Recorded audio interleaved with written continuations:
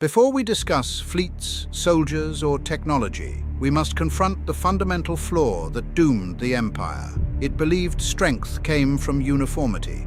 It believed fear created stability. It believed the unknown could be ignored. These comforting illusions proved fatal. If the Empire is to rise again, it must be rebuilt, not from nostalgia or ideology, but from reality itself. You called this meeting, sir, to discuss the initial doctrinal changes. Everyone here represents a key branch of the Imperial military. For the record, General Koval commands the ground forces, General Fenir leads starfighter operations, Commander Varin heads fleet intelligence. The new Imperial Doctrine will rest on three pillars: rapid adaptation, tactical flexibility, and strategic foresight. Every reform we discuss today serves one of these pillars. Every unit, every ship, every policy must be designed to evolve faster than the threats we face. The Empire must not prepare for a singular enemy. It must prepare to defeat the unknown. The first reform concerns the structure and employment of our ground forces. Our traditional ground forces are heavy-hitting, but far too slow. They were loyal, but predictable. Brave, but inflexible. Effective against conventional enemies, but dangerously ill-suited for the unknown. The new doctrine replaces rigid massed formations with a fully modular, mission-adaptive approach built around specialized clone troops. If I may, sir, our AT-ATs are a perfect example of the problem. They're devastating in open terrain, but they're lumbering targets in forests, cities, or mountains. Once they're down, the formation loses much of its firepower, and their anti-air capability is almost non-existent. Exactly. We can assign specialized atmospheric fighter wings to provide top cover, but that's only a temporary bandage. It ties up starfighter assets we may need elsewhere. Gentlemen, this is not about upgrading old equipment. This is about adaptable doctrine. Before we continue, there is a misconception about Sparty-grown soldiers that must be corrected. Many officers assume they are simply faster, cheaper versions of Kaminoan clones. They are not. Their minds are shaped in a very different way. A naturally raised human develops intuition, identity, and emotional depth over decades. Even a Kaminoan clone, accelerated though he is, still experiences 10 years of structured growth, discipline, and social formation. A Sparty clone receives the same imprinting in a fraction of that time. The result is a mind that is stable, but narrow. They learn quickly, but they do not grow. They obey flawlessly, but they do not reflect. They can absorb tactical patterns with astonishing speed. Yet, they lack the deeper instincts that come only from lived experience. This is why they excel in high-risk, high-tempo operations. They do not hesitate. They do not question. They do not carry the emotional weight that slows ordinary soldiers, but place them in a situation that requires subtle judgment, diplomacy, morale leadership, or the kind of intuition that comes from a lifetime of human interaction. And they will falter. Not from fear, but from absence. There are parts of the mind that cannot be compressed into a few weeks of growth. Meaning they're obedient, but incomplete. Incomplete in the way a finely crafted tool is incomplete. A vibroblade does not ponder its purpose. It simply cuts. Sparty clones are the same. There was an incident during the early trials on Wayland. A clone emerged from its cylinder precisely on schedule, physically perfect, imprinting complete. The technicians released the restraints. For several seconds, it simply stood there. No confusion, no fear, no recognition. Then it began repeating its first assigned command, not performing it, merely speaking it, over and over, as if the words themselves were the task. When a medic approached, the clone attacked him with full combat efficiency, still reciting the command as it struck. It took 3 guards to bring it down. Even as it died, it continued to mouth the final syllables. The imprinting had given it skill, but not identity. Reflex, but not context. A mind assembled too quickly with no framework to anchor its instructions. It was not madness, it was emptiness.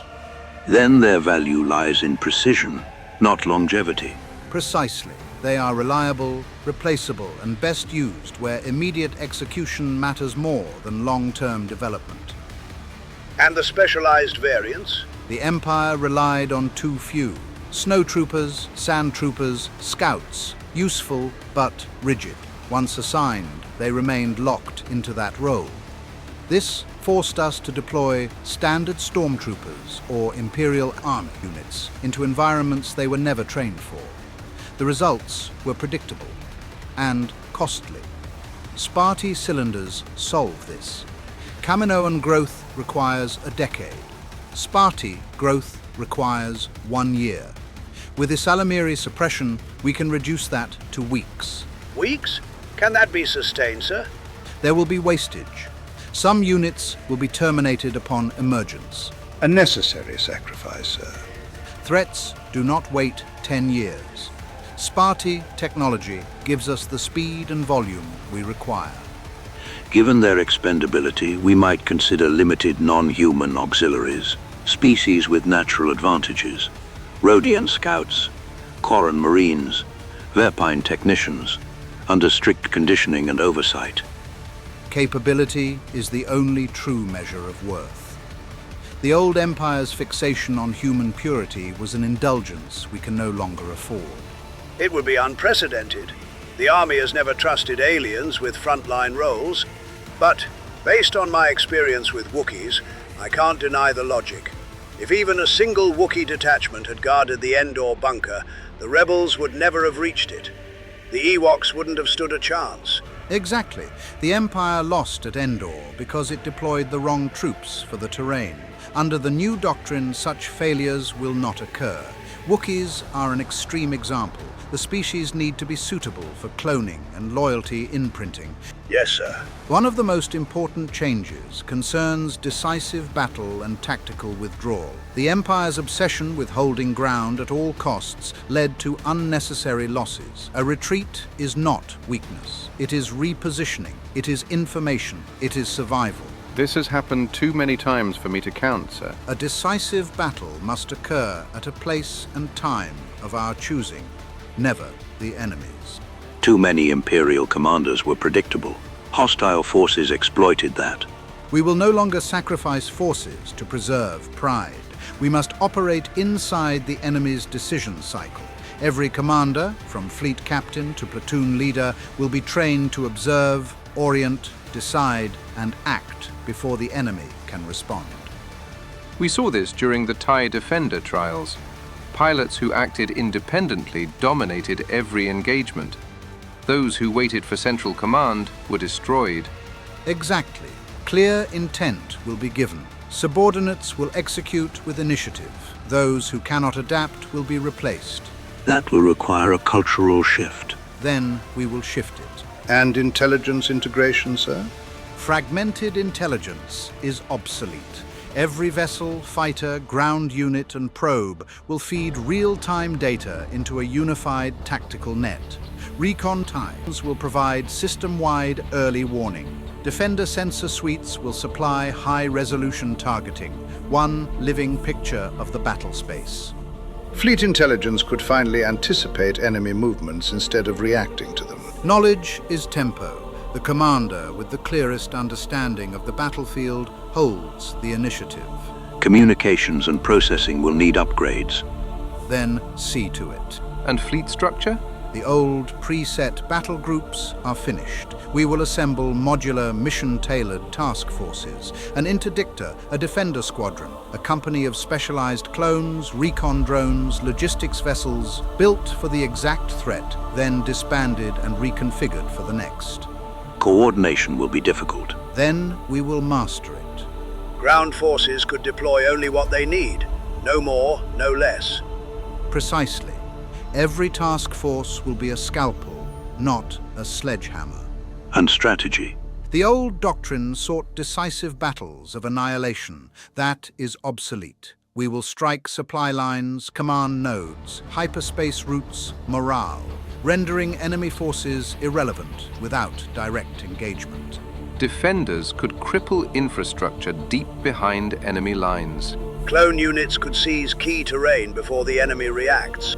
Victory measured not by destruction, but by paralysis. Precisely.